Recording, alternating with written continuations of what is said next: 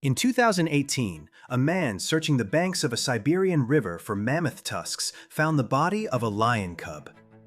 It was not the first one he had found there.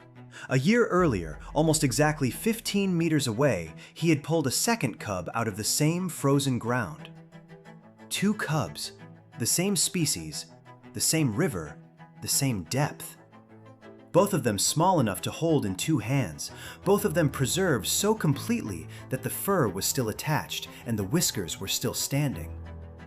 The obvious answer was that they were a litter, that something had happened to one family in one moment and the ground had kept them exactly where they fell. That answer held for 3 years. Then somebody dated them properly, and the two cubs turned out to have almost nothing to do with each other. The place is the Semyuelyakh River in the Boeskorov district of Yakutia in the far northeast of Russia. It is one of the coldest inhabited regions on Earth, and its ground is permafrost, soil that has stayed below freezing continuously for tens of thousands of years. That ground is now thawing, and as it thaws, it is giving up what it has been holding.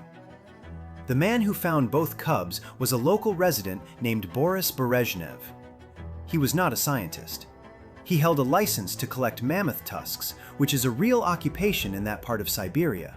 The ivory is legal to sell, and the permafrost produces it in quantity as the banks collapse each summer.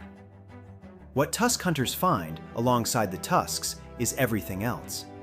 The relationship between those hunters and the scientists who study what they turn up is not an obvious one, and it did not build itself. Valery Plotnikov, a researcher at the Academy of Sciences in Yakutsk and one of the authors on the eventual study, spent time working alongside them in the ice. He has described the conditions plainly: very cold, very dangerous, very hard to work in. Terrible conditions, and in summer, clouds of mosquitoes. He lost 10 kilograms during a single month in the field. What came out of that arrangement was not one specimen. It was a steady supply of them, cubs, a wolf's head, whole mummified mammoths, passing from people who found things to people equipped to read them. The first cub came out in 2017, roughly 10 to 12 meters below the surface. Berezhnev reported it. The second came out in 2018 from the same exposure, 15 meters from the first. The male was named Boris, after the man who found him. The female was named Sparta. If you have found this interesting so far, consider subscribing. There is more of this coming. To understand why the sibling assumption was so reasonable, it helps to know what these animals actually are. Panthera spelaea, the cave lion, was one of the most widely distributed large predators of the late Pleistocene. It ranged across northern Eurasia and into North America. It was not a cave dweller by preference. The name comes from where the bones were first found, not from where the animals lived. And despite the name, it was not the same species as the lions alive today, though the two are close relatives. Adult cave lions were large. What almost nobody had ever seen was a young one. Bones turn up, complete animals do not. Before these two cubs, the appearance of a cave lion in life, the shape of the ears, the texture of the coat, the proportions of the limbs, was reconstructed from skeletons and from cave paintings made by people who had actually watched them. To put the scarcity in proportion, cave lion bones have been recovered across an enormous range, from Western Europe to Siberia to Alaska, over more than a century of collecting. Complete animals, with tissue, recovered from that entire range and that entire century, number in the low single figures. Then two of them came out of the ground with their fur on. Sparta in particular.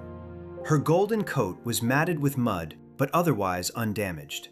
Her teeth were intact. Her skin, her soft tissue, and her internal organs had all mummified in place rather than decaying. Her whiskers were still there. Love Delaine, a professor of evolutionary genetics at the Center for Paleogenetics in Stockholm, and one of the authors on the study, described her as probably the best preserved Ice Age animal ever found.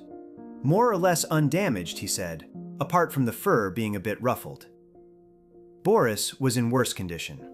Still remarkable by any normal standard, but visibly damaged, with the body distorted.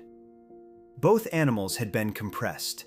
Tens of thousands of years under the weight of frozen ground had twisted them on their own axes and deformed the bodies out of their natural shape, which meant that almost everything the researchers wanted to know had to be found without taking them apart.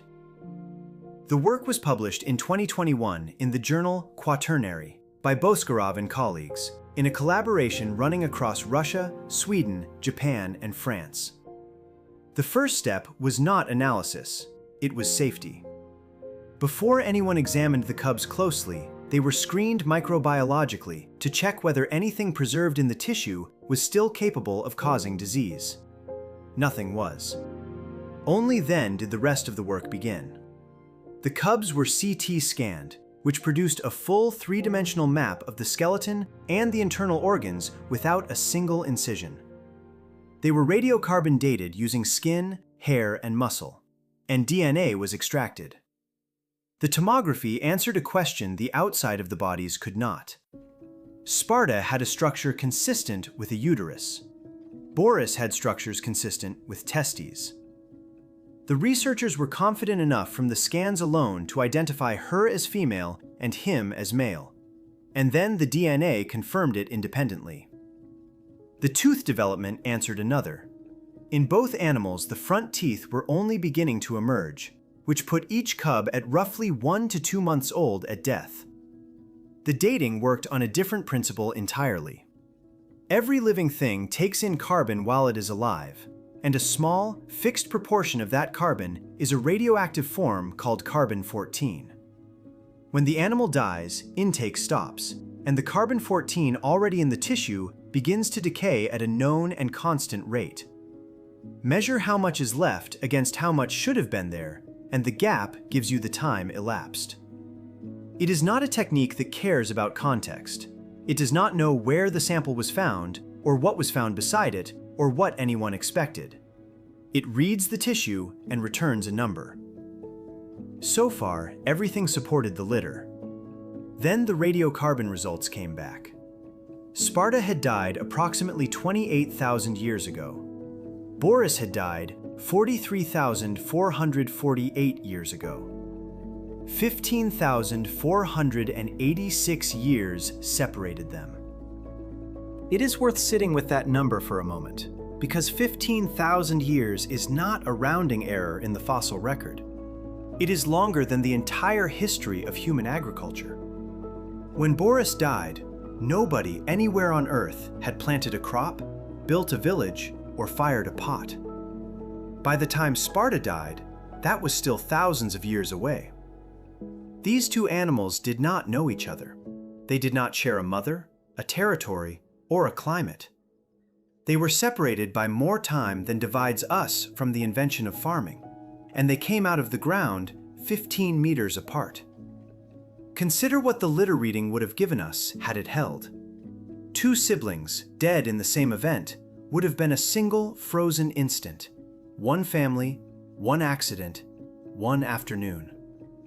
You could have compared brother against sister at the same age, in the same conditions, from the same mother.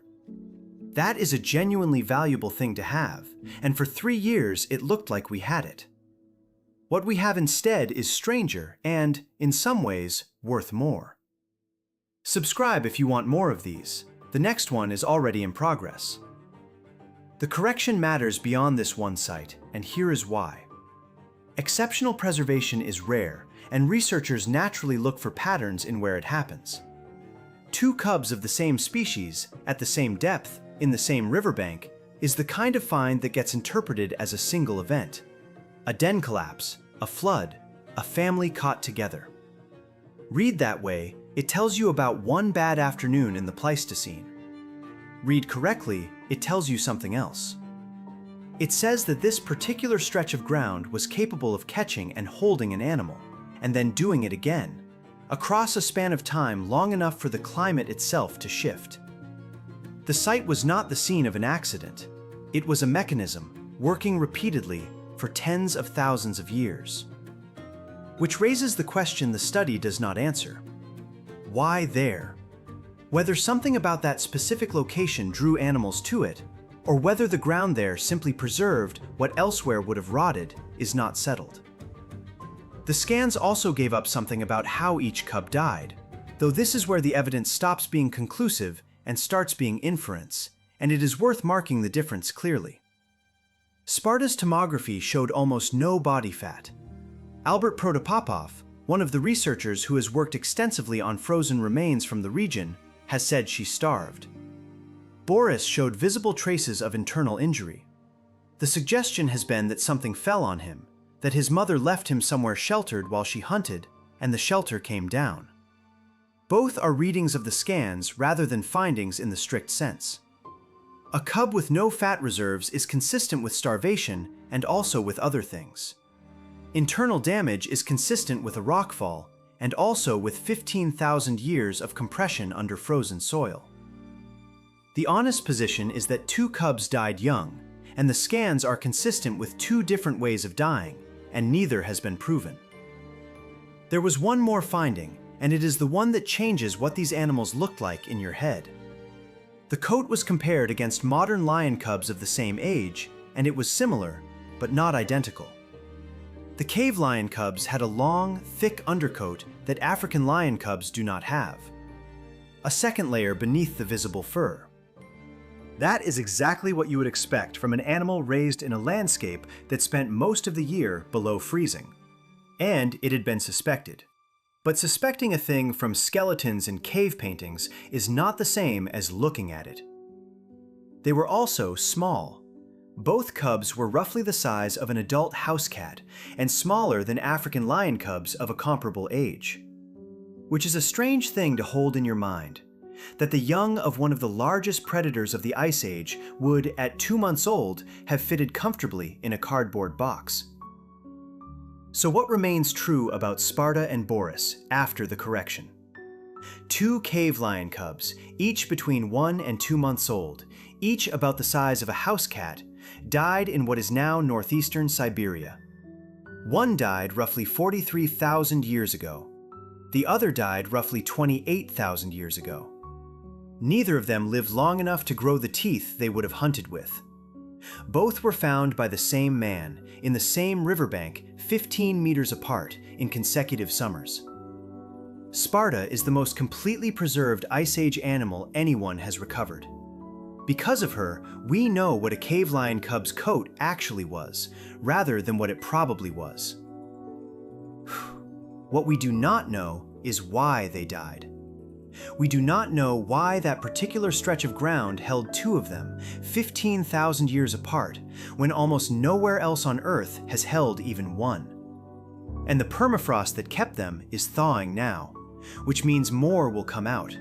And it also means that whatever is not recovered in time will be lost the moment it is exposed. The ground has been keeping records for a very long time. It is only now starting to hand them over.